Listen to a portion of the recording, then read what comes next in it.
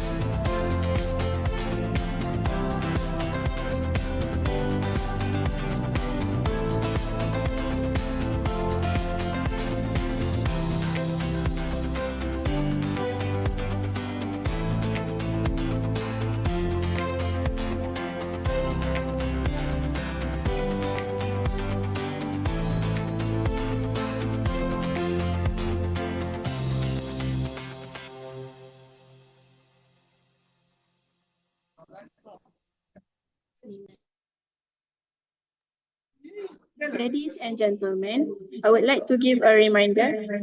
You are recommended to turn on your camera and change the virtual background to the FISM 2024 official background. Please mute your microphones to avoid any noise interference and distraction during this program. Thank you.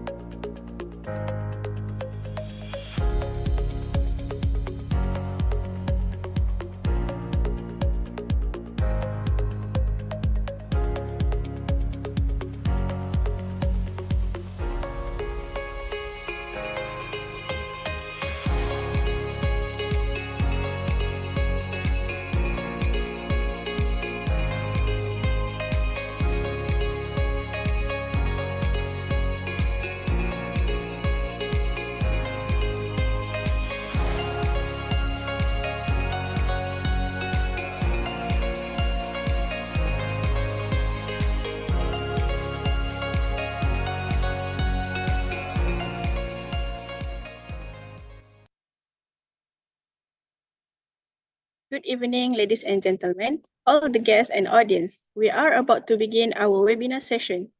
Please have a seat and make yourself comfortable. Thank you. Assalamualaikum warahmatullahi wabarakatuh. A very good evening to our respected panels, Assistant Professor Dr. Sutisa Jantawongso and Professor Don Enrique L. Moreno, as well as participants from various universities, institutes, and countries.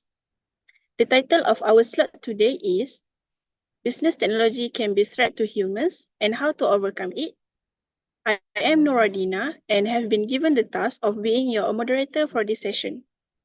For our topic for this slide, we will have Assistant Professor Dr. Sutisa Jantawongso and Professor Don Enrique L. Moreno together with us in delving into the topic. There will be 3 sessions. For session 1 and 2, each will take 40 minutes. And then we will continue with conclusion session for 10 minutes. And then we will have Q&A slot for 10 minutes. Participants may ask any related questions during the Q&A session by raising your hand and turning on your microphone, or by writing it in the chat box. Without further ado, I would like to formally introduce to all of you a little bit about our panels today. Assistant Professor Dr. Sutisa Jantawongso and Professor Don Enrique L. Moreno. For panel 1, which is Dr. Sutisa Jantawongso, currently he is the head of International Digital Business Program and had a Master of International Digital Business. Dr. Sutisa holds the positions of Program Director at Ransit University, including the Master of Science in International Digital Businesses Program and the Master of Social Media Technology Program. He is an advisor to various government bodies in Thailand, including the Subcommittee on Space Affairs regarding economy and security, and holds roles as advisor and project leader, including advisor to the Ministry of Commerce and project leader to sustainable tourism. His current research focuses on digital literacy, startups, international digital business and social media, emphasizing cross-cultural aspect, individual components, ethics, and the effective use of information system by small to medium-sized enterprise. He also led the development of Thailand's Space Economy Plan. Hi, Dr. Sutisa. How are you doing today? All right, good. Moving on to the professor. Okay, thank you. Moving on to the Professor Don Enrique L. Moreno. Currently, he is the Program Chair, Business Administration Program at Mapua Malayan Colleges Laguna, Philippines. Professor Don Enrique has bachelor degree in entrepreneurship from University of the City of Manila. Now, he is writing his dissertation paper to finish his doctorate in Business Administration DBA from Sambeda University and had Masters in Business Administration MBA from University of City of Manila. He is Certified Innovation Professional of the Global Innovation Management Institute. Recently, he won Best Reviewer at the IC4E International Conference in Fukuoka, Japan. He was awarded as the Best Professor in Business Administration by the World Education Congress and CMO Asia during the Philippines Leadership Congress Awards. He actively contributed to the academic community by serving on the technical committee of various international conferences. Hi, Professor Don Enrique. How are you doing today? I'm good. Thank you for inviting me here. Good afternoon to thank you. everyone. Okay. Okay, so without wasting any time, I would love to invite our respected panels to start our webinar about business tech can be threat to human and how to overcome it. So for the first round, we will discuss about impacts and ethical considerations of business technology. Without further ado, let's dive into the first round with first question. I would like to invite Dr. Sutisak for first question. As we know, businesses nowadays increasingly rely on technology for smooth operations. Do you think this reliance poses significant threat to employees, such as job losses, privacy concern, and ethical challenges for employees? So I would like to invite Dr. Sutisak to give his opinion on this question. Okay, thank you, Ms. Dina.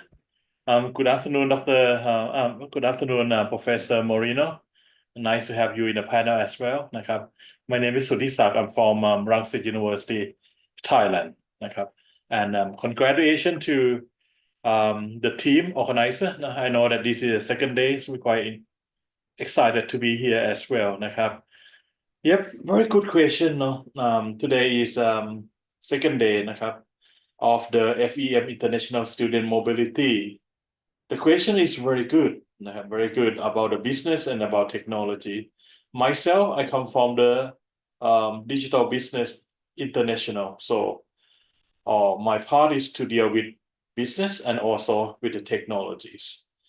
With this question, first we need to understand what is meant by the business. Simply, business is activity of buying and selling goods and services. Anyway, we need to understand technology first before we can answer this question. Now, from my perspective, technology is doing three things: to solve the human problem, to enhance the human life, and to extend the human capabilities. So there are the three things. And then the technology itself is any modification from the natural world that decided by the human being. I'd like to begin today's my session with the John Campbell quote from the Cisco. He said that at least 40% of businesses will die in the next 10 years. If they don't figure out how to change the entire company to accommodate the technologies.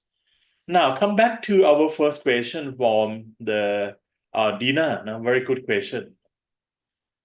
They comprise of a few answers and a few questions. So if we talk about technologies these days, we have to think about the robot and the AI. That are the two latest technologies that in the business world, we embrace these two technology in our world. Now, the question first is that will the robot actually replace people? That is a very good question. No. So the robot and AI will permeate our daily life by next year, 2025. This could have the huge impact on many business sectors. For example, the healthcare, customer services, logistics. And yes, as we know now, AI is responsible for medical researches, breakthrough, climate change, and the good example is self-driving car. Now, the next question, will robot replace the human worker? That is very important. Understand that Professor Moreno from Philippines, and similar to Thailand, we export a lot of the worker into another country. Like I know that in Philippines, they export to Hong Kong, for example, to work. No? And then also we import a lot of worker from Philippines as a teacher, English teacher to Thailand. So the Philippines and Thailand are very close brother and sister. Now, the question that I think of is, will the robot replace the human worker? This is a very good question, but on one hand, half of the people or half of the expert in business believe that robot and digital agent they call will replace or displace a number of the blue and the white collar job. And then it becomes inequality to create a mass virtual unemployed people. However, another half of the people or the expert believe that the robotics and AI can create more jobs because they take some. They say that even though AI will replace human, but we still have faith in human. Why? Because technology can create new job, bring the new way for the living, and similar to the Industrial Revolution. Now, of the interest, these two groups are concerned about our educational institution as well. Not adequately prepare the people for the job market for tomorrow. We might think about that the education institution role in the later on. Now the next question is that do we understand what is mean by AI? Nah. Actually, AI in the simplest form is stand for artificial intelligence. What they do is that they try to mimic the human intelligence to perform the few tasks. Yes, it makes it easier for businesses to identify and rectify the problem. Yes, AI can potentially, I use the word potentially, improve the recruitment, cybersecurity, marketing, standard operating process. AI also can process the large amount of data, and they can execute complex algorithm quickly and, another word, accurately. You might have the question in mind because you heard about the AI bias. I will talk about that later on. But as we understand that each year gone by, the AI is getting smarter and at the same time can increase the business efficiently. Very well. What will be like to work with a robot? You can ask different questions. For example, what do we want the future to look like? How do we want the robot to change our life? Personally, I would like to remind us that robots are developed by people. Yes, robots can work 24/7. They cannot generalize and contextualize. Why? Because they have no soft skill. AI are hardwired and perform the specific tasks and structured tasks. That is a great news for us, the human. Because we can get past of the mental repetitive job and require the critical thinking and problem solving. That is our human institution. AI is still evolving, similar to technologies, and yes, will play the bigger roles. And it will be complement and augmented most job.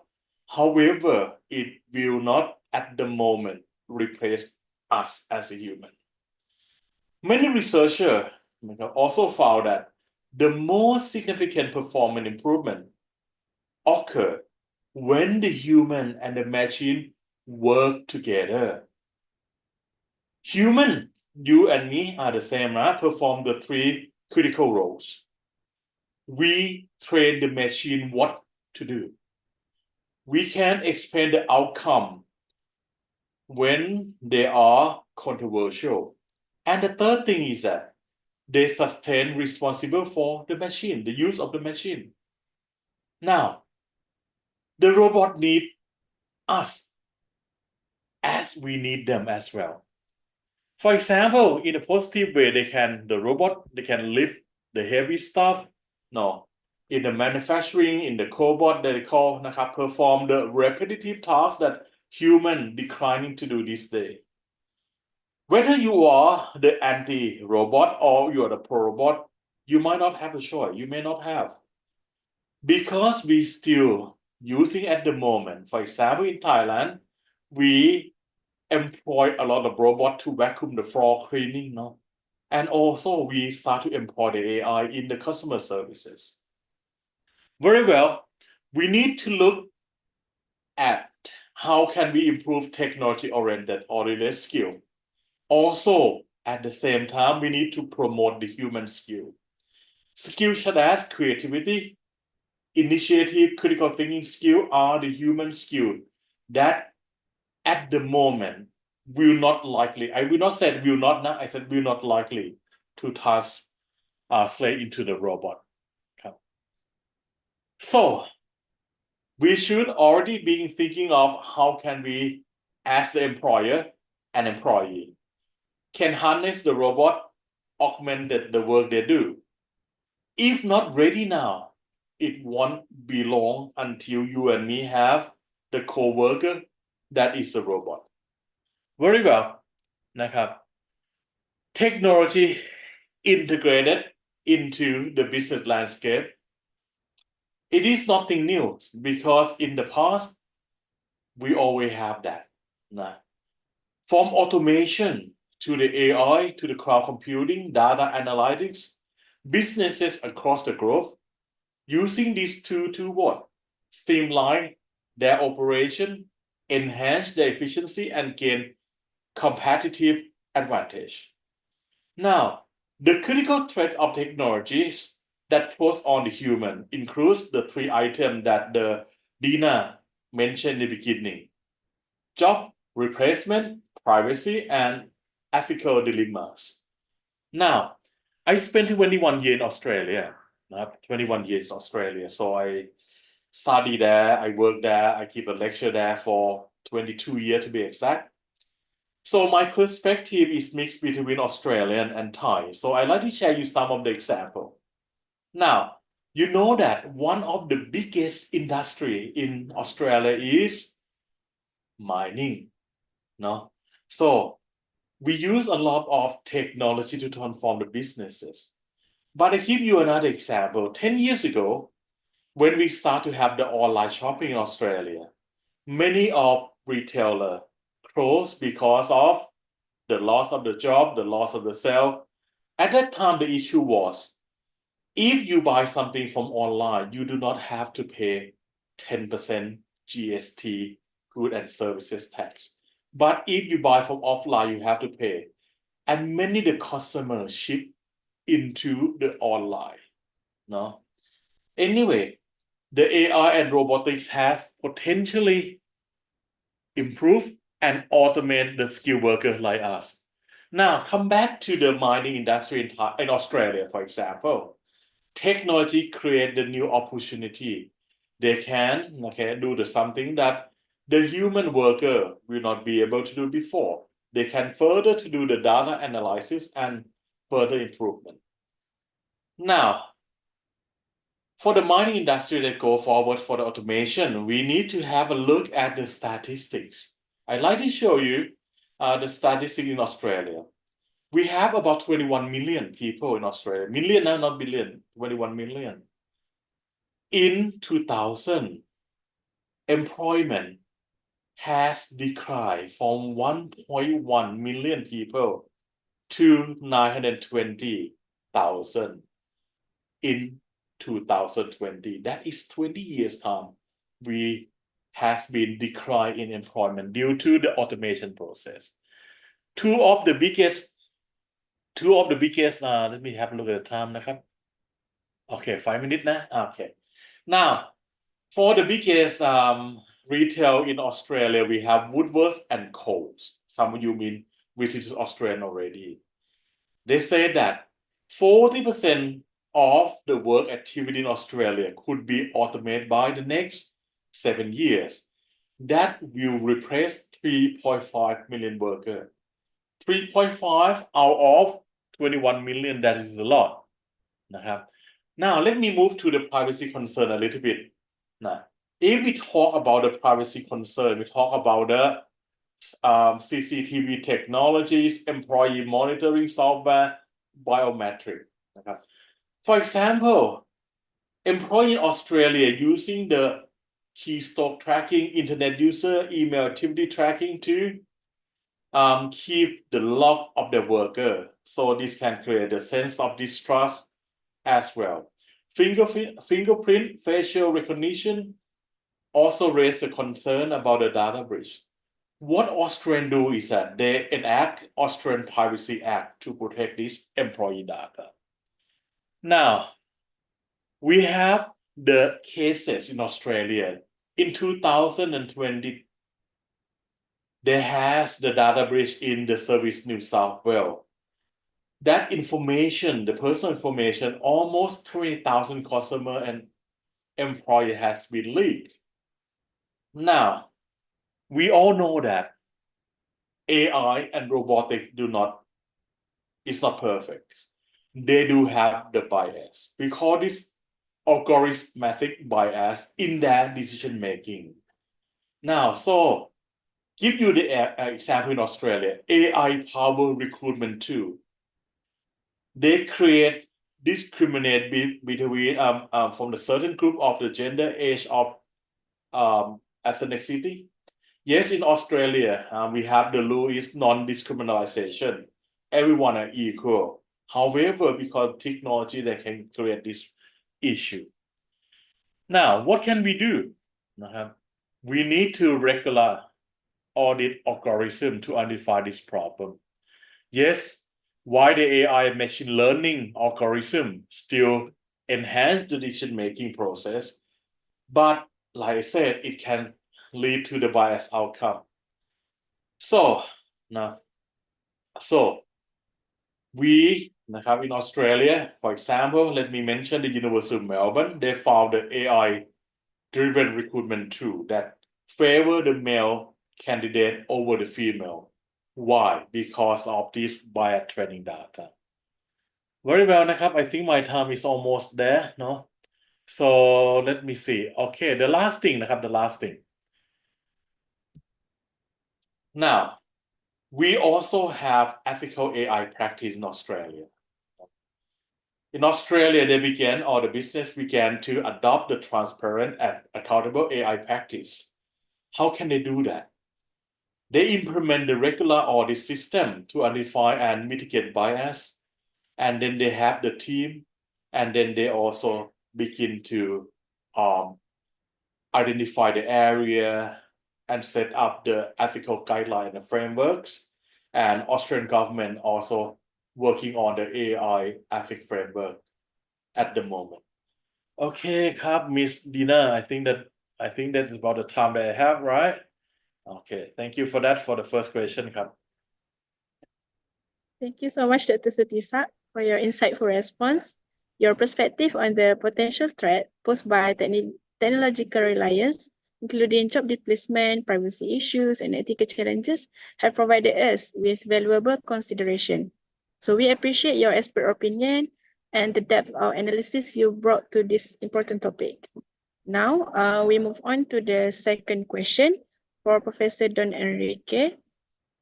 What are the short-term and long-term effects of the potential use of technology in business, particularly on demographics, job opportunities, and society as a whole?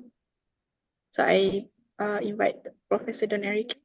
Okay, so good afternoon to everyone. First of all, I would like to thank the organizers and the committee of this event for inviting me and to acknowledge the presence of Dr. Sutisak, my co-panel for today's discussion. It was nice to virtually meet you, sir. In fact, I was in Rangsit University last year, and maybe and hopefully by next year or by this year, before the end of this year, I may be able to visit again in Rangsit and meet you in person, Doctor. And I was also in Malaysia last year, but not in the Universities of Islam. I was in INTI and in Taylor's University. So soon, maybe I can also visit your university for personally to meet you. So to answer your question, my line of answering will be more direct and short because my expectation is that we are going to deliver something, but since this is a panel discussion, let me just answer questions that the moderator will pose. No? So the short-term and long-term effects of potential use of technology in business, actually my answer would be more on to any organization because technology is not something that is limited to business. But of course, I understand that the focus of the discussion in the business, but more so every businesses are also an organization, particularly on demographics, opportunities, and society as a whole. So in the Philippines, it was only during the pandemic that most of the businesses in the Philippines, specifically in the micro and small medium enterprises, shifted to transform their operations to digital. It was only during the pandemic, it was only during a crisis where people and where businesses transformed or forced to transform their operations to this technological advancement. So technological advancement has also revolutionized the landscape of businesses, no? And even all organizations in particular, impacting the operations, impacting how they manage their finance, customer interaction, and their overall competitiveness. And I would like to explore, no, or to provide some details about the short-term and the long-term effects of this potential use. Actually, it's not also a potential use, but more so actual use, because we are now in a more digital landscape, no, of technological advancement. Everyone is using AI. Everyone is engaging themselves with cryptocurrency, with metaverse, no. So these are all the trends in technology that we are not only potential users, but some of us are also actual users, no. So my take on this is that the short-term effects of technologies in the organizations, number one, is to increase the efficiency, automation of tasks, streamlined of processes, faster engagement with the customer, faster engagement with transaction, faster engagement with how things are done.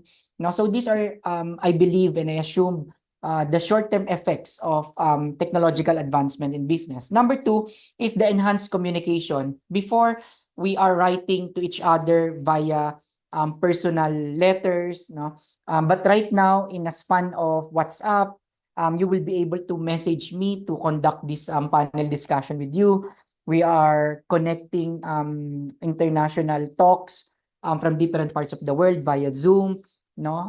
Expansion of the market using online platforms, the rise of e-commerce, the rise of social commerce, the rise of live stream commerce, and now the rise of mobile commerce. So everything is now can be accessible, not only with our products and our services, but also with the information. We are now in a data-driven landscape where data is the new oil. That if these organizations cannot turn this oil into a profit, then maybe there's a problem, no? If this data cannot be turned into an insight, and this insight cannot be turned into a profit or something that the company will gain profit out of it, then there's a problem. We also use data-driven engagement for key decision makings, especially in management organizations. People are now relying to data-driven results to key decision makings, in particular with financial data, market data, how we interact with the customers, every movement of the customers and the behavior of them are also tracked so that we can provide better services and better products for them. Improve customer experience, no? In particular with how digital tools enhance our interactions, the chatbots, the use of you can easily communicate with the supplier, with the company, no? If you have concerns, inquiries, and return items, no? You can even ask for personalized items. That's how this digital or this technological advancement in business or in organizations are developing right now. So I might say that these are the short-term effects of the technological advancement. And to answer the long-term effects of it, I believe that how we transform the organization to a more digitally aligned operations is, I believe, the long-term effects of it. Because you cannot change all of its operation, financial transaction, market data, in a short term, no? So, for instance, in educational landscape, during the pandemic, the rise of online channels of delivering lectures are rising. But after the pandemic, it did not stop. In fact, online learning is part of the is part of the operational modes that most organizations in the educational institutions are also using, incorporating these transformations, no, in their operational capacity. Number two is the unending disruption. I believe that since technological advancement are rapidly doing its thing, no, with its metaverse, I believe there's a lot more disruptive change, no, that most micro, small, and medium enterprises will face and will experience. New technologies will be created, new markets will be created, disrupting existing ones, no, requiring constant adoption or adaptation to these changes, no, that leads to its long-term effect. Another is the competitive advantage, that if you cannot adapt easily and adapt quickly, then your business will fail. There's a potential that your business will lose its competitive edge than the others. So technology for me becomes a key differentiator. Although AI is the same for all of us, but how you use the tool, how you use this technology to your advantage is, I think, I believe, your competitive edge, no, your competitive advantage in the long run. Now, with early adapters, no, as quickly as you can adapt, you can gain significant edge towards your competitor. Another is the job market change. I believe that because of this automation, because of this AI, and because of these tools that are rising with the use of AI, may lead to job displacement, no, in some areas or in some positions or roles in any organization, not in particular with any industry. But it also creates new opportunities, especially in technology-related fields, like in the field of IT, even in the field of medical fields. The use of technology is also on the rise. And lastly, with alignment to this long-term effect is the ethical considerations. The use of technology for me raises ethical questions or dilemma, in particular with how organizations use this to only gain profit, but more so leaving behind their purpose. No, so data privacy, for instance, security issues, the rise of scammings, no, algorithmic bias, no. So these are the things that the consumers cannot see, no, easily because of its highly technical stuff, no, with its organization or to the business. So to summarize, no, answering this question with demographics, job opportunities, and the society as a whole, I believe that technology offers quick and immediate benefits for all of us, in terms of how fast we can turn our work efficiently to produce output, no, how fast we can communicate with each other, how fast we can reach the market, and how far we can reach those markets that are unreachable, no. And in addition to its long-term effect and to its long-term impact, is more for me more profound when it comes to reshaping the industry. More and more businesses will rise, new markets will develop, new products will develop, creating new business models that are not seen in the past 5 or 10 years, necessitating a constant focus, no, on innovation and adaptation. So that would be all. Maybe I can add more to succeeding questions. But for me, those are the short terms and the long terms impact and effect of the technological advancement, no, not only in the business but also in the organization, impacting the society as a whole. Thank you. Okay, thank you so much, Professor Don Enrique, for your comprehensive analysis on the short-term and long-term effect of technology in business, especially regarding demographics, job opportunities, and societal impact. Your insights have highlighted both the immediate benefits and potential challenges we may face. We appreciate your thoughtful contribution to this important discussion. So, moving on to the last question for this round, I would like to invite Dr. Sutisat to answer the question. So, For the third question, how can businesses effectively integrate ethical guidelines into their technology development processes to balance innovation with the protection of human well-being? So I invite Dr. Sutisa. Yeah. Thank you, Ms. Dina. Thank you, Professor Moreno. It's quite wonderful to listen to what you just answered to them. No, it's very, very nice to hear your perspective as well. So I hope that we can hear more in the second lot of the talk. Very well, very well. Dina, your question is very challenging. No? How can businesses use the word effectively integrated ethical guideline into the technology development process? Then at the same time, we need to balance between innovation and protect the human being.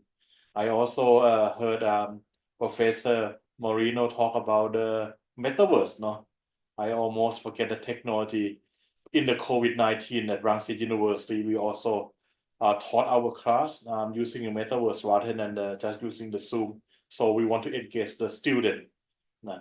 And yes, the COVID-19 lasts for at least 2 years that develop and innovate many ways that we can do our activity visually doing online. Dina, when you talk about the ethical guideline, it seems to be very easy. At the same time, it's very complicated. But yes, as a technology person, we always need to deal with that. We need to deal with this one. Now, let me share you my perspective on this one. Now, again, I'd like to begin with the quote from our renowned scientist and scholar, Aldo Leopold.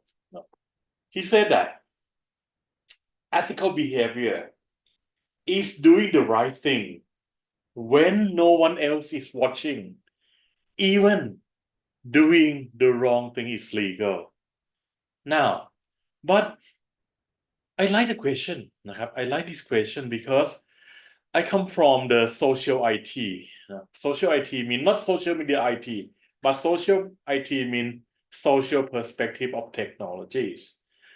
Then yes, I wrote a few papers that published it on this one.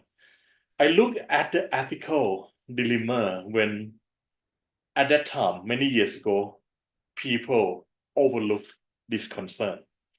Now, in order to answer the question, the first we need to have a look at the ethical principle. Yes, there are many ethical principle or the guideline that we have, or theories, sometimes we call. However, in terms of the IT, we have four. We have four. The first one is consecration. The second one is deontologies. The third one is a contact. And the fourth one is virtue. The last one is the easy to understand because it's emphasis on education and personal development. We want to do the right thing because it's good to do. In terms of the contract, so this is delivering the inspiration on morality. The ontology comes from the Greek word, emphasize on role and responsibility. The first one that I mentioned, that is consequent, the usefulness and the happiness. So in IT, we educate our students both in Australia and in Thailand with these four ethical theories. Now understand that, then we can integrate the ethical guideline into technology development process. And yes, it's very important for the businesses to balance between the human being and also innovation. To answer your question, Dina, quickly, I will separate into 7 strategies that business can adopt, and then I will give you 2 examples if the time is permitted. Now, the first strategy is to establish a clear ethical principles. The second one, once you have that principle, then you have to incorporate ethics into development life cycle. If you are the IT person, we understand that we have the development life cycle in the IT life. Then the third one, you foster the ethical culture. The fourth one, you implement ethical design practice. The fifth one, you continuous monitor and improvement. Number 6 is quite important. Transparency and accountability. And the number 7 one is the collaboration and engagement. Now, let me go one by one so I can give you a bit more detail what I'm thinking of. For the first strategy, we need to build up the clear ethical principle. There are 2 steps. The first one, you have to develop a code of ethics. The second one, you need to get the people involved, or we call stakeholder. Remember, breaking the law can put you into the jail. Breaking the ethics is not. The code of ethics is the company law. No. At the moment, there is no law to put you in jail because if you break the code of ethics. However, back to the point is that create a comprehensive code of ethics, then you need to make sure that you outline the company commitment to the technology development. It should have the 4 items: transparency, fairness, accountability, respect for privacy. The second one, you must engage in the range of stakeholder, employer, employee, customer, external entity, to ensure that you reflect the ethical principle from many different perspectives and concerns. Second strategy, we need to incorporate the ethics into development life cycle. The first one, ethical risk assessment. You must conduct regular ethical risk assessment to all the stage, and identify the issue that impact on our human. The second one is important. You must establish a review board or the committee to overlook at the technology projects. Now, once you have the 2 strategy, the third one, you have to foster an ethical culture. This involves 2 items again: training and education. It's not one-time job, Dina. It means continuous or ongoing education for the employee on what? Technology-related ethical concern. Now, we need to promote ethical leadership in the all-level organization. The leader should take the important role to create the environment where ethical considerations are valued and prioritized. Number 4, implement ethical design practice. You need to design. You need privacy by design. What you have to do is that you have to integrate privacy consideration into the design process. Make sure that technology are developed with the robust data protection measures and respect for user privacy. The second item is inclusive design.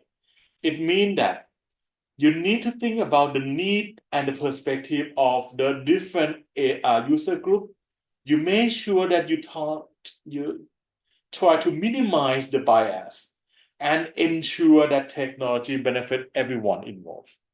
Number 5, we must have the continuous monitor improvement that include regular audit. I talk about ethical audit. You might heard about, you have business audit, you have financial audit, technology audit. We also have the technology audit in Rangsit, but importantly, we need to have ethical audit for technology. Make sure that the technology projects are compliant, and we need to establish the ethical guideline. You need to have, or you need to create mechanism for the feedback mechanisms to allow the user and the stakeholder to provide the feedback and also the ethical issue. Number 6, transparency and accountability. maintain open and transparent communication about the ethical consideration. Then also talk about the decision make during the technology development. Now, we also must establish a clear accountability structure if we have ethical breach. Number 7, cooperation engagement. We need to cooperate between another company, including the industry group and also the government or non-government regulatory body to promote and develop the best practice. Then we need to have engage the community understanding and the social impact on the technologies. Now, as I mentioned, I have 2 examples. One is from the government perspective, another one is from the business perspective. Let me give the example in Australia. The first example comes from DTA, Australian Government Digital Transformation Agency. DTA has implemented initiative to ensure the technology development. Similar to what I said before, they have followed privacy by design. Ensure that all the government services are ensure the privacy of the user. They also deploy the ethical framework for AI and technologies to make sure that we have the guideline and then especially for the developer. They also promote the open standards. Then the cybersecurity, as you know that cybersecurity is everywhere, not just Thailand, Malaysia, Philippines, we also get impact on the cybersecurity to protect the user data and trust. Now, the last case that I'd like to mention, this is a well-known case, is Atlassian. Atlassian is a leading software company. You might have heard about their product. For example, Jira, Trello, Bitbucket, and Conference. So these are examples of the popular Atlassian products. Even so, they are privacy. They are Australian software giant, and it is the good example of ethical technology development. They employ 3 approaches. The first one is customer-centric approach. They prioritize on the user experience, data privacy, ensure that their product meet the highest ethical standards. Then the second one, they promote the work culture. They reward. They emphasize on the remote work, like in the COVID-19, to ensure that the employee well-being and the life balance. The third one, open source contribution. So they actively contribute to open source project and promote transparency. Okay, now the key takeaway from these 2 examples. The first one is that Australians do have the robust privacy law. Then it provides a solid foundation for ethical technologies development. They have the government leadership, the DTA initiative. They show the importance of government involvement in setting up the ethical standards.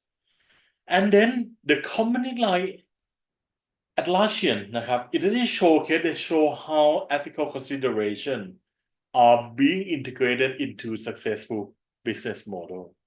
Yes, if we follow this example, the business can effectively balance between innovation and ethical responsibility. They can build the trust with the customer and contribute to the positive technology future. Okay, Diane, I think my time is almost finished. I think that is conclude my answer to your question, and then later on Professor Moreno might add into this area as well. Thank you. Thank you so much, Dr. Sutisak, for your thorough explanation on integrating ethical guidelines into technology development. Your suggestion on balancing innovation with human well-being are incredibly valuable. We appreciate your detailed insight and practical recommendations. which will surely contribute to a more responsible approach in business technology development. So that's the end of first round. Thank you for the excellent answers from both panels. So let's moving on to the second round. For the second round, we will discuss about adapting and enhancing workforce skills in technology environment. I would like to invite Professor Don Enrique to answer the question. So for the first question, how can companies successfully implement education and training programs to keep their workforce updated with rapid technological advancement? So please be welcome, Professor Don Enrique. Okay, thank you so much, Miss Dina. In fact, if I can give my 10 minutes to Dr. Satusak to hear more from him, I would happily give it to him. The ethical considerations and the guidelines in implementing these technological advancements is really one of the needs of our audience and viewers to learn from. So given to answer this question, given the short-term and the long-term effects that I discussed earlier, including the trends and the ethical considerations that Dr. Sutisak mentioned earlier, to answer both questions. So I would like to return the question to not only to the businesses but also to our students, no, who are becoming an employee soon. So what's the next step for you after learning the short term and after learning the long term effects of these technological trends and advancement in business? What's the next step for us? What's the next step for them, to the businesses, and what's the next step for our learners, no? So I believe it's high time to start asking ourselves what problems you're inspired to solve and what skills you want to bring to yourself to work. Because if you're going to bombard yourself training multiple trainings, no, bombarding yourself with a lot of educational trainings, workshops, seminars, webinars about different technological tools, technological advancement, you cannot become a master of all. No, you cannot really determine what specific skills you're trying to embed in yourself, no? So in one of the quotations of Simon Brown, the Chief Learning Officer of Novartis, he mentioned that in challenging times, in challenging economic times where technological disruptions are on the rise, there is a strong argument to invest in building critical skills. So I believe that we should look into the skills of the future. If we really wanted to successfully implement training programs designed for this technological advancement, we need to look into the trends, no, the skills of the future and the jobs of the future that is aligned to these skills. And in one of the reports of Coursera and on LinkedIn, I'm sorry that I cannot share with you the report, but it mentioned that the fastest growing digital skills in 2023 and 2024 are software development, data visualization, customer success tools, e-commerce, and a lot more tools used in businesses, no? In particular with information systems and computer science. And we also need to look into the details of, because these are digital skills, no? But more than that, we need to also look into the human skills, because for after all, we are still human, no? In fact, if we are going to focus solely on digital skills and digital tools, then might as well let's become a robot, no? Simply put it into that, no? So the fastest growing human skills in the next 3 and 5 years are storytelling, change management, because we need to be able to have that adaptation, no, organizational development, influencing, and people management.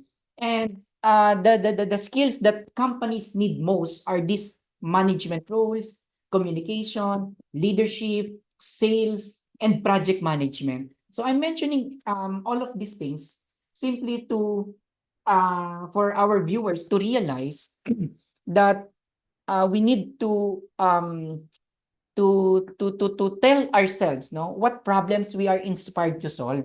Because if you wanted to really engage yourself into the business, in particular, for instance, in finance field, then master some tools and softwares intended for finance. Similarly to a marketing role and to an operational role. So on the other hand, on the business side, I'd like to highlight that for the businesses who has employees that needs to be trained and to provide further education because of this rapidly changing demands of technological advancement, I believe that businesses and organizations should look into three things: reskilling, upskilling, and cross-skilling. And because of this effective education and training programs, they can easily adapt and um, they can easily provide contribution to their companies, notwithstanding the thought of displacement or losing their jobs.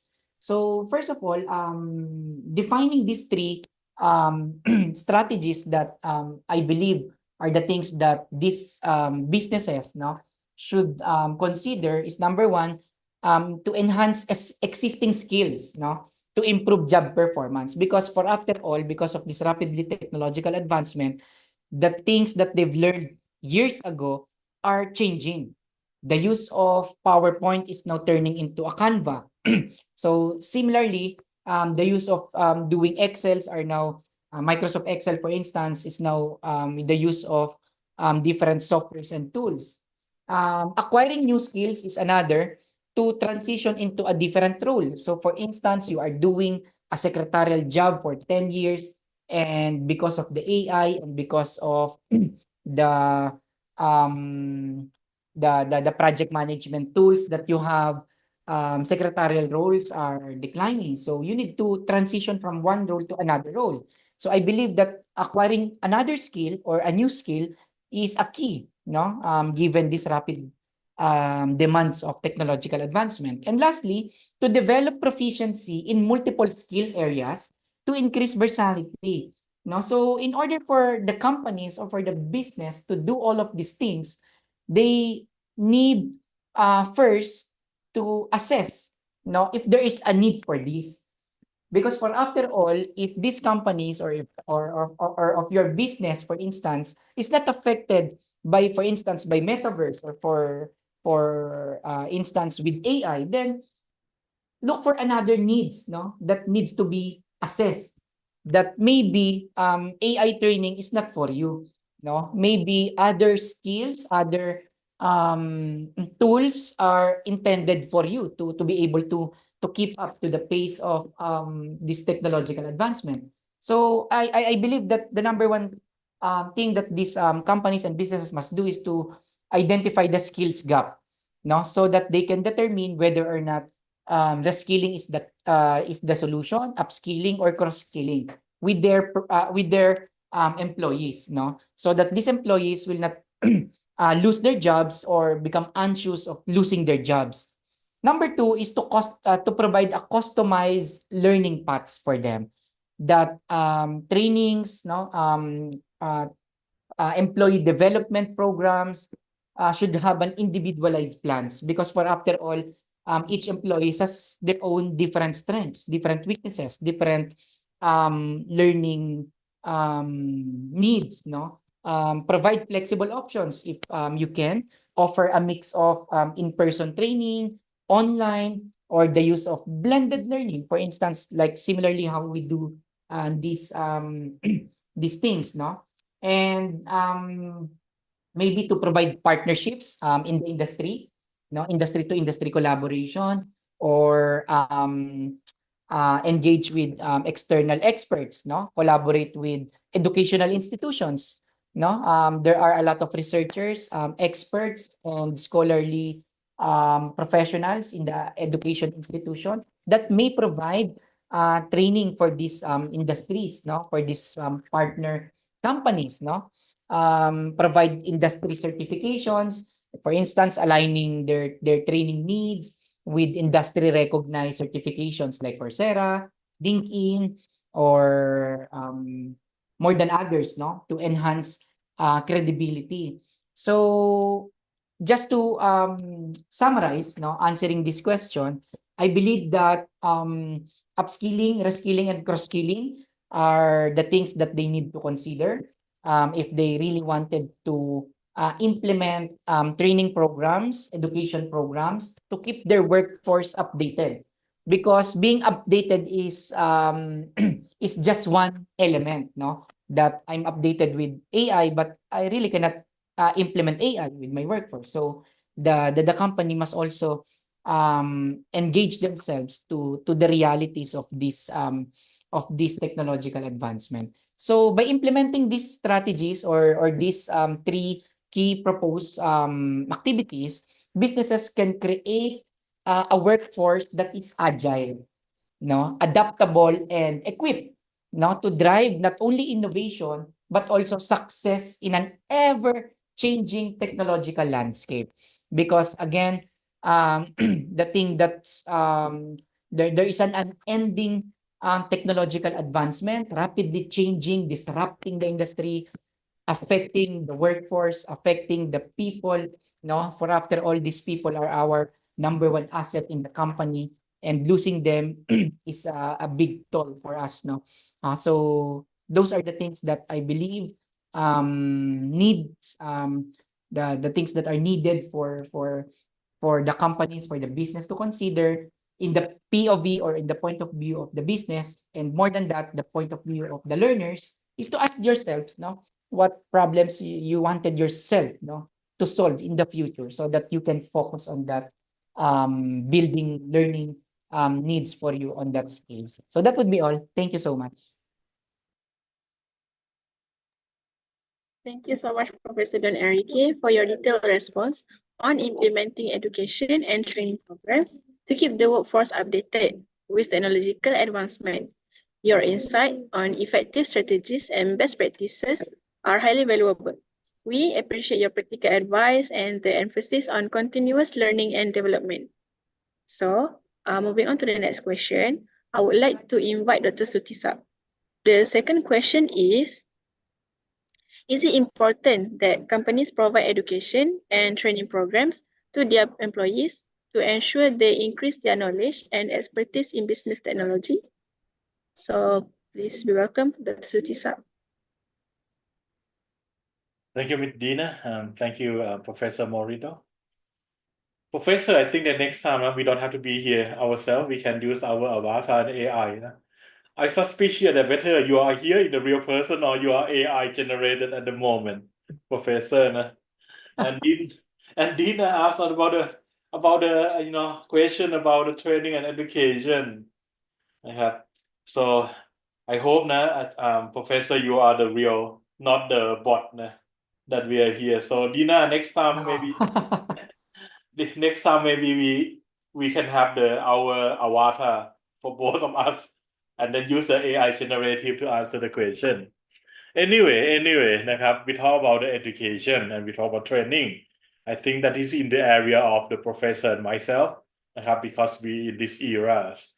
Now, Dina, do you know that by the 2030, I think 30% of the job will be disappear on Earth, because of the AI and then the robot and the technologies. Yes, and according to one of the study, they said that the teacher job will be one of the first job that will be disappear. However, in Philippines and in Thailand, I think that they're different because I think we share a similar culture. Study bachelor degree is not just the education, it's the cultural value and the family value. So even so, in the rest of the country, the teacher may be disappear, but in Thailand and Philippines, we still need to have a teacher because it's a company, it's a family commitment to provide their children with education. And then I have the honor to visit the Philippines and in Mindanao when they have the graduation ceremony, when there are so many family members queue up for the for the graduation ceremony. One person graduated, but the whole village came, similar to Thailand. Anyway, Dina, I have to answer this question, isn't it? Let's see. My perspective for this question. If you answer, is it important? Yes, it is. Now, I cannot deny because me and Professor are from the educational sector, no? But if you listen to the Steve Jobs, of course, Dina, I hope that you still remember Steve Jobs. He once said that technology is nothing. What is important is that you have a faith in people. Again, I said technology is nothing. What important is that you have a faith in people, that they are basically good and smart, and if you give them a tool, they will do it wonderful thing with them.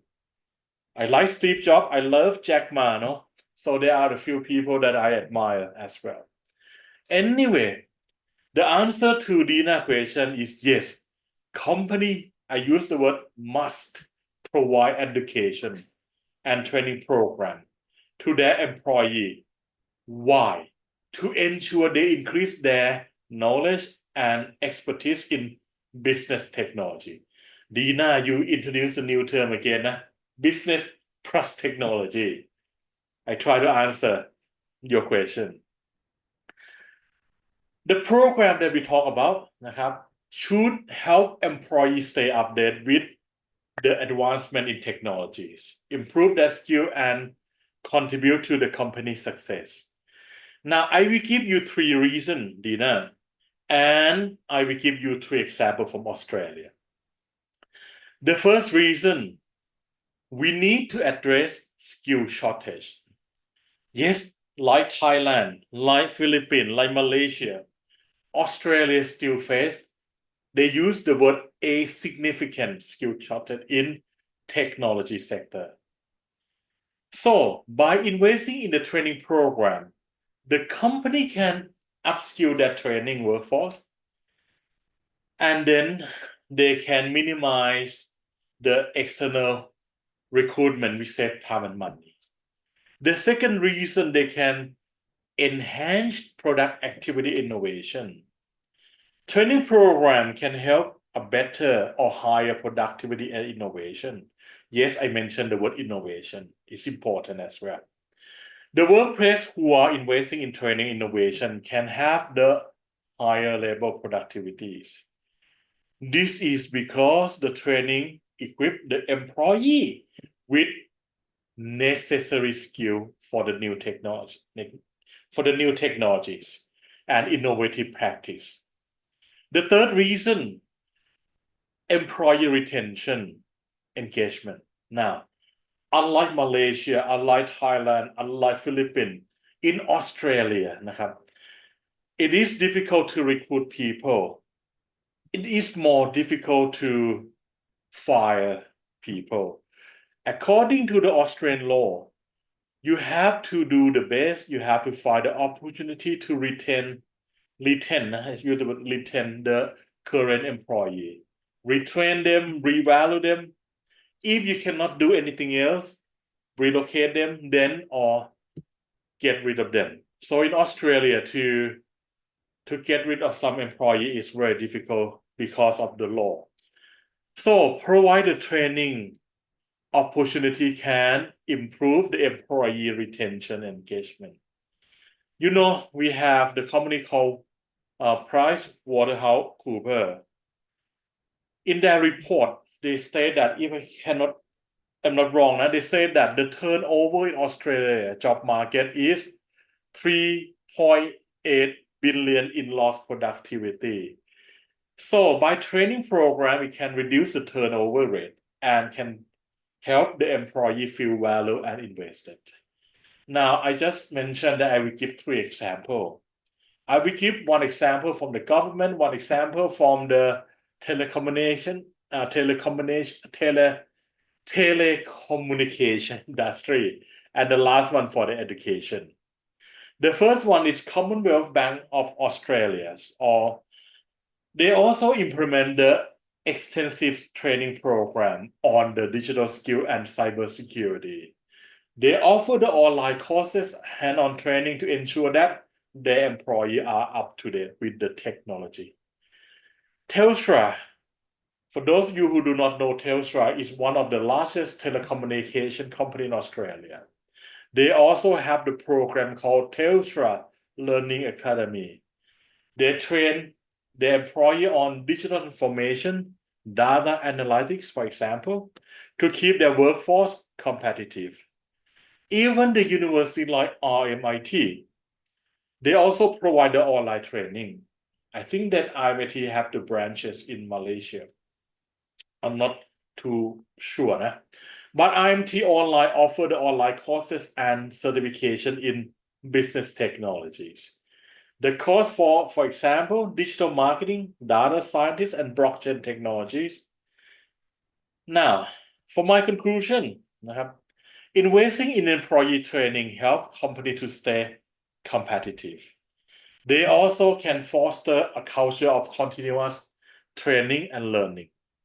This is very important in the field of business technologies. The last of my quote, I say that for my answer to this question, there is no one-size-fits-all approach. Because all businesses are not set up to run the same way. Every business are unique, so we have to apply accordingly. So Miss Dina, that is conclude my answer to the question. I love to hear Professor Moreno for the next question. Thank you, Dina. Okay, thank you so much, Dr. Sutisak, for your insightful response on the importance of providing education and training programs for employees. Your perspective on enhancing knowledge and expertise in business technology is greatly appreciated. We value your thoughtful analysis and practical recommendations to foster a skilled and knowledgeable workforce.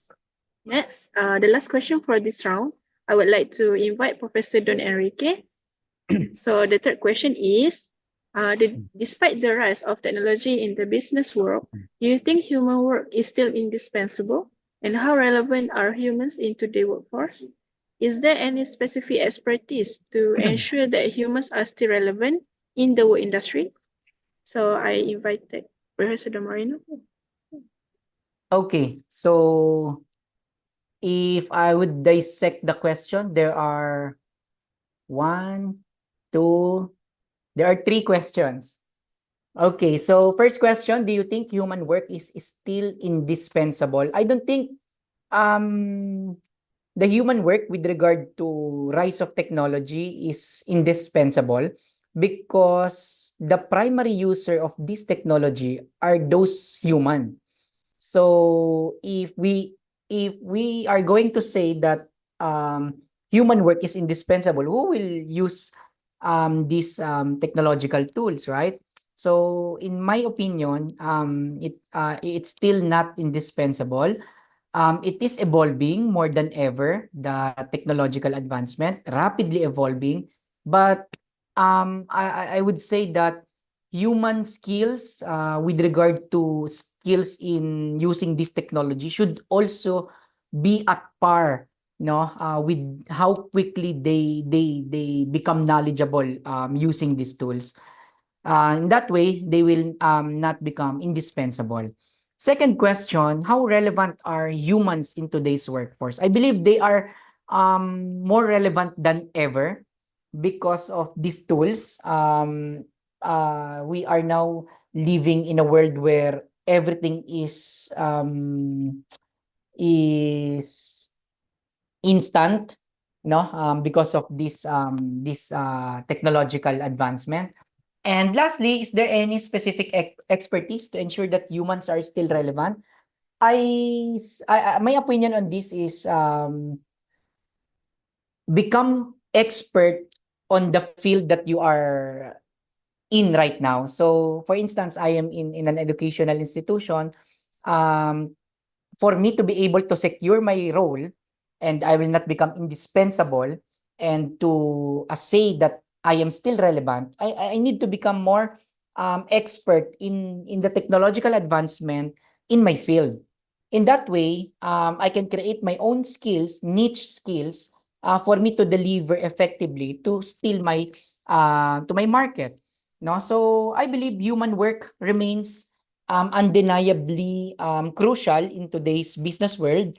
While technology is evolving and revolutionized and disrupted many industries, not only in the Philippines but around the world, it's essential to recognize still, that these technological advancement are merely a tool, and not a replacement of the human creativity, the human emotional intelligence, the human skills. So I believe the relevance of humans in the modern workforce is number one, the creativity and innovation they bring to the table, the emotional intelligence of understanding and responding to human emotions. In fact, one of my previous role is in the data science.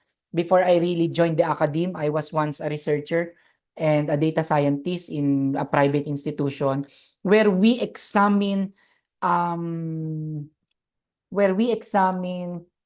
information posted in social media, giving us the idea whether or not these people or these users of social media are happy or not happy in a particular business. For instance, they receive a slow internet connection.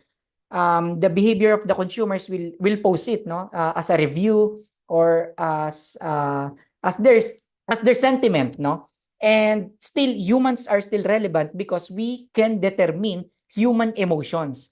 If we are going to rely on AI, the AI will just look into the words that are negative and say that there are bad reviews for this particular company or post, and if there are positive words, then the AI will tell you that the review is positive. But in reality, even if I told you that I'm happy but I only provided you a 1 star, it's still the interpretation will differ. So human intelligence, human emotions is still relevant in today's modern workforce, or in using these technological tools. Number three is critical thinking, and problem solving. In the case that this AI malfunction or provide us a different data that we are not expected it to be, then we can provide problem solving skills, to ease and to provide remedy to these tools, and lastly, flexibility. Humans can quickly adjust to the changing circumstances because again, AI is not forever. Metaverse is not forever. So I believe that the changes that this may pose in the future is still based on the human factors, It's still based on the expertise of human relevance. So in conclusion, answering these three questions, while technology has transformed us, not only us but also the business landscape where we belong, human workers remain indispensable by focusing on developing complementary skills and embracing a lifelong learning. That's the importance of educational institutions of today, that we are not only provide learning in the four corners of the classroom, but more so provide learnings similar to this, you invite experts around the globe, providing us different ideas, different perspective, different learnings, mindsets, more than ever, we need to embrace lifelong learning. In that way, individuals can ensure, employees or learners or students can ensure their continued relevance, in the workforce, in the business, and in the environment or in the community, in particular. So that would be all. Thank you. I hope this is the last question, or there are many more questions in our audience. We are happy to respond. Thank you so much, Miss Dina. Thank you so much for Professor Don Enrique for your insightful response on the indispensability of human work and its relevance in today's workforce. Your thought on the specific expertise required to ensure human relevance are highly valuable. We appreciate your detailed analysis and the emphasis on the continued importance of human contributions in the business world. Now we reach to the end of our webinar for today. Thank you to all our panels for their thoughtful and comprehensive responses to the questions posed today. Your insight on the integration of technology in business, the importance of education and training, ethical consideration, and the enduring relevance of human expertise have provided us with a deeper understanding of these critical issues. We appreciate your valuable contributions to this engaging and enlightening discussion. We have come to the end of webinar today. Before that, can I have a last word or any advice from Dr. Sutisa and Professor Don Enrique to the audience? And let's start with Dr. Sutisa first. Okay, Dina, you did a good job for the moderator, and it is the honor to be with Professor Moreno. It's very good to listen to an expert in the area as well. And then, I'd like to congratulate all the participants, especially the organizer. I know it's difficult to reach out for me, especially to get me to be in touch, but then also thank you for matching me with Professor Moreno. It's very, very nice combination to heard from the two perspectives. Keep in touch. We are happy to answer the question. If they have a further question or something like that, and I'm happy to assist. And if you visit Rangsit University, let me know. So I can greet you and then see you in person. Congratulations again, Dina and the team. And then I wish you the successful competition for tomorrow as well. Thank you. Thank you so much for your words and wonderful advice from Dr. Sutisa to the audience. And what about Professor Don Enrique? Any last word? Well, first of all, I would like to thank FEM for organizing this event and for inviting me all the way from the Philippines. To Dr. Sutisa, my fellow co-panel for today's discussion. I learned also a lot from you and from your expertise. I'm also presenting myself to everyone if there is a need for a collaboration similar to this research collaboration in particular. I'm happy to collaborate with everyone or to anyone for as long as it is aligned and related to my field. Congratulations to the Faculty of Economics and Muam Malat for the success of this event, although I was not able to attend the first session. But I believe with the two experts from the other session or from the other slot, you also learned a lot from them. So thank you, Dina. Thank you, Dr. Sutisak. Congratulations and looking forward to the success of the third part of your event, which is the competition. Thank you so much. Terima kasih.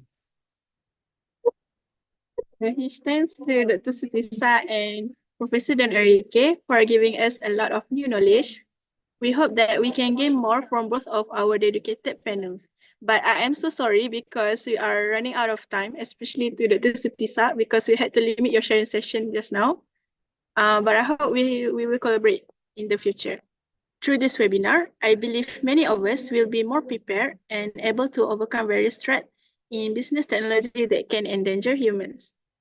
Without further ado, let us move to the next session, which is Q&A.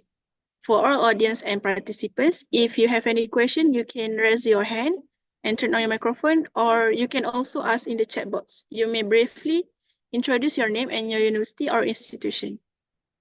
Is there any question from the floor?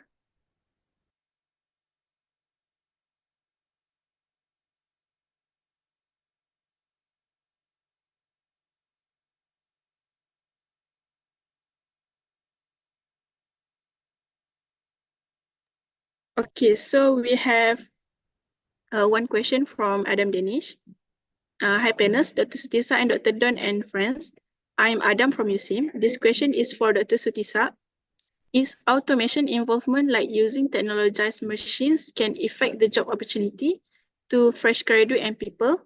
And how do you think the use of automation in businesses might lead to job losses, as well as what can workers do to stay relevant in this changing job market? So I invite Dr. Sutisa to answer the question. Okay, thanks for the question, automation. The answer for my yes, it will affect definitely. But again, it's like similar to any technology and revolution. Think back about the internet, think about the telephone, thinking about the metaverse, it's come and go. All right. Technology always improving. That's why we need to upskill. No, for you guys, maybe not just not reskill, right? For the first graduate, maybe upskill. There are many ways of learning at the moment. It doesn't have to be inside the classroom, but they have the online training, they have the online certification. Get to know the technologies, no? And depend on your field. If you're the businesses, also, the technology like generative AI is very easy to use, no? And also, if you are ICT, you are IT, then it should be no issue because you are the one who developed behind these technologies. So I guess that don't stop, learn, don't be afraid, use it. While you are fresh graduate, while you are at the fourth year or even the first year, enjoy it. You can make the mistake. Similar thing a few years ago, they said that you need to have the skill in word processing, you need to have skill in Microsoft Word. Nowadays, they not put that in the job application anymore because everyone require you to be able to use that. Same thing in the next few years, generative AI, robotics will be part of your demand skill that you need. Dina, I hope that I answered that question. Thank you. Thank you so much for your answer, Dr. Sutisa. There is one more question in the chat box. I read that for you. My name is Bella from UUM, University Utara Malaysia. I have one question for Dr. Sutisa. How can relying on AI for business decisions sometimes lead to biased outcome? And what can we do to make sure these processes are fair and transparent? Okay. Hi, Bella. Hi, from UUM, right? I have a few professors that good at UUM. First is Professor Shalin from the School of Computer Science. Another one is we have Professor RCC. They are both expert in this area for the AI. However, to answer your question, very important. Now, that's why we need human. AI can be biased. Why they have the bias? Because of the training. AI also require the training. The input that from human can also contain the bias. That's why sometimes you need to have experience. Now, in this case, for the business decision, it still need a human to make the final decision. You can use AI to generate what we call the statistics, the analytics, but you still need to have the human, and also you need to have experience, and you have to have the partner. So that is the thing that I can suggest. AI can give you the wrong answer, can give you the biased answer. That's why we need human to make decision. And if you are at UUM, I saw that Ajahn Assisi and Ajahn Chalin, Suwani Chalin are the expert in this area as well. Thank you, Dina. Thank you so much, Dr. Sutisa. Another question in the chat box. I read that to you. Hi, my name is Akmal from UCM. This question for Professor Don Enrique. How might the rise of remote work technologies affect our work-life balance and mental health? And what policies can businesses adopt to support employee well-being? So I invite Professor Don Enrique. Okay, this is intended for me. The rise of remote work technologies affect our work-life balance and mental health. Well, I believe to still become relevant, no, and reduce and refrain the computer burnout, I would suggest that from time to time, you go out with your peers, no, with your team, no. So in that way, you can still engage yourself, create camaraderie, and socialize with your teammates, no, with your peers, no. More than that, since your work is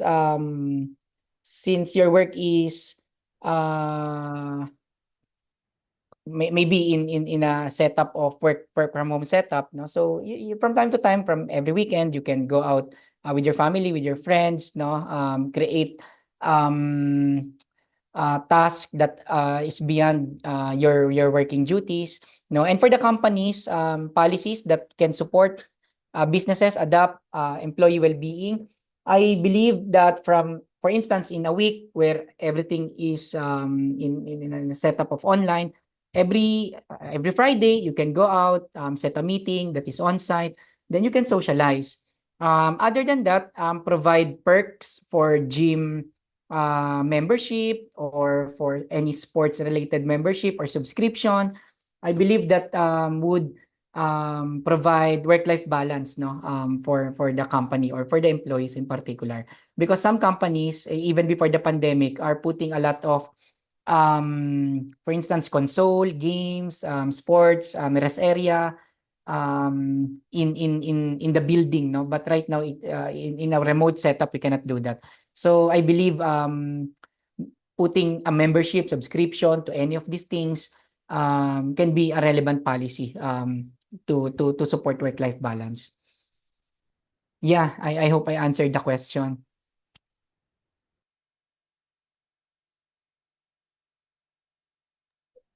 Thank you so much for your answer, Professor Don Enrique.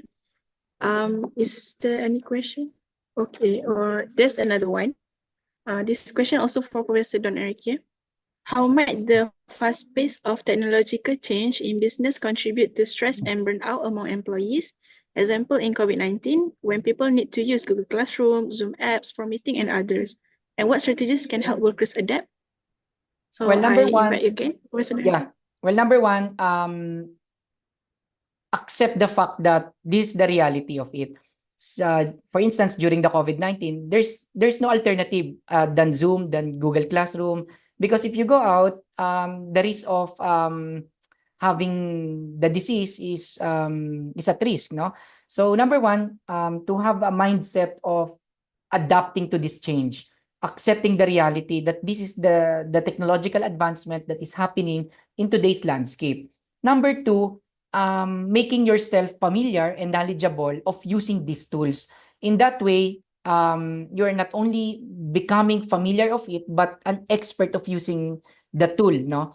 In that way, even after the pandemic, even if even if things go back to normal, those skills that you've learned during that time, those adapting skills that you've learned, flexibility and resilience, the things that you've learned from those times is embedded on you, no? So I don't think mastering the skills of using it is just one, but also developing your interpersonal and these skills of resilience, di ba?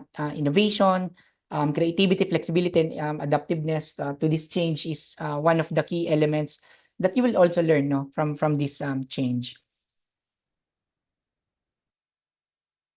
Thank you so much for your answer, President Enrique. Is there any question?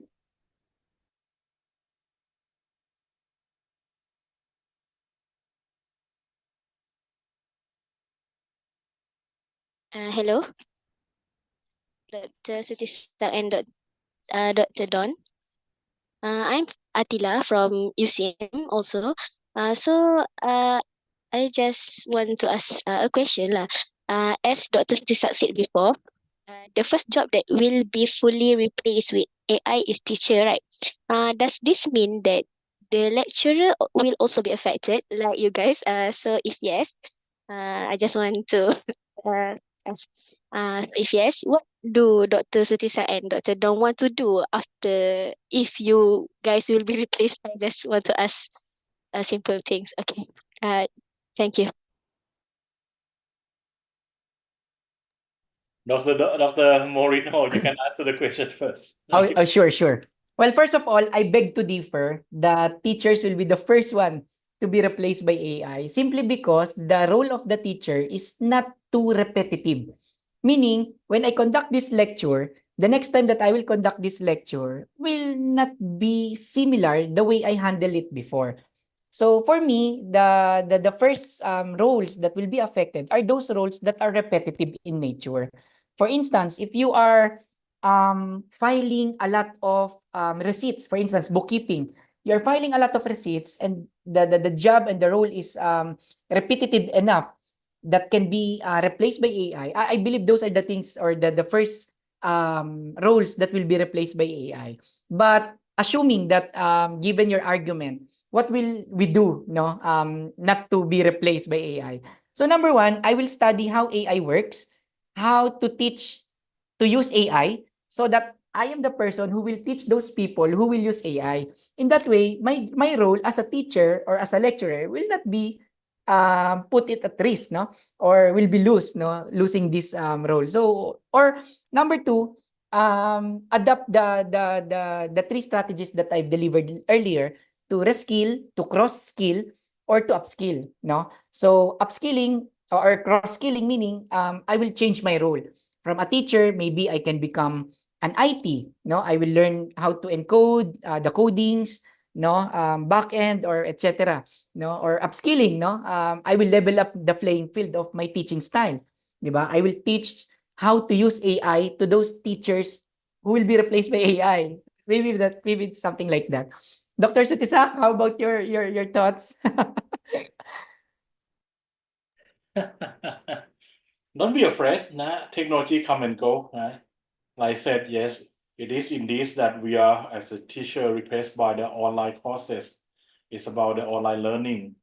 But however, in Southeast Asia, education is more than just the education in the classroom. It show the culture value, it show the family commitment. So for Thailand in particular, there we have a teacher job for many more years, many more years. And then in Thailand, I just want to share with you that the teacher is one of the top 10 job that the student want to be in the future. Anyway, I'm from IT. So like I said, there are two sides of the IT. One is you can efficiently use the technologies. But thank you, because I'm behind IT, so we are the developer of that as well. We are the one to train the AI and then the robotics. So, but if I have no job, I go back to Australia, do the barbecue, and enjoy my what we call retirement in Australia. Thank you for that question. Don't be afraid. Don't be afraid. Thank you so much for both Professor Don Enrique and Dr. Sutisak for the excellent answer. I guess that is the end of our Q&A session.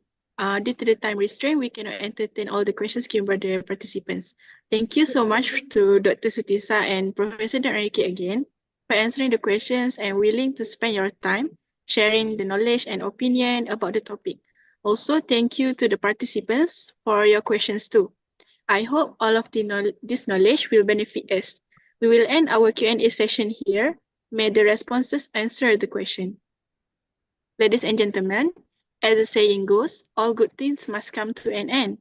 Our sincere appreciation and utmost thanks go to our respected panel, organizer, and participants who are willing to spend their time to join this webinar program. We, from Committee of FISM 2024, hope that all students can benefit from this knowledge and they have gathered during this program in the future. Now we move on to the photography session. We would like to take a group photo now.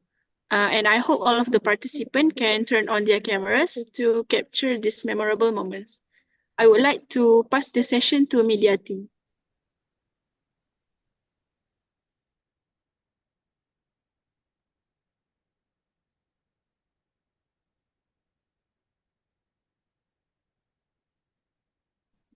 Okay, ready everyone?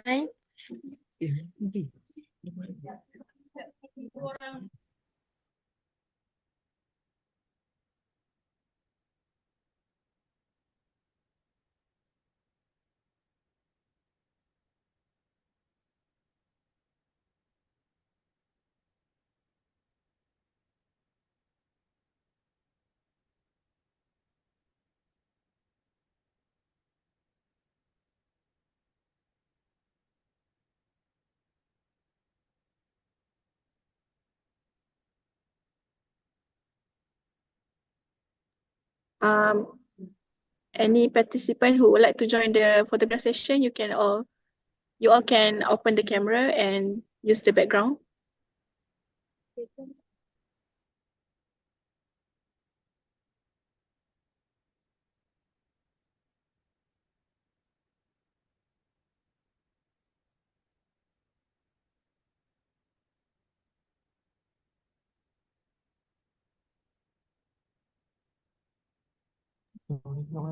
Okay, ready?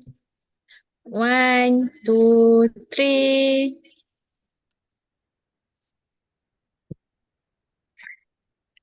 Okay, freestyle. 1, 2, 3. Okay, last one. Okay. 1, 2, 3.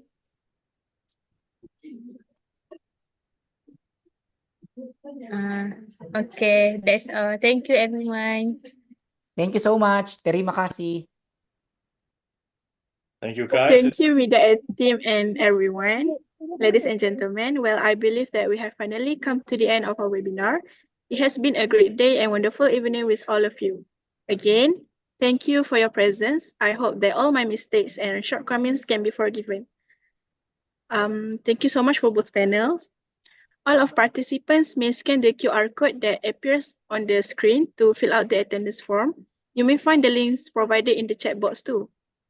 So since this is the last session for this year FISM, so see you guys on the next FISM.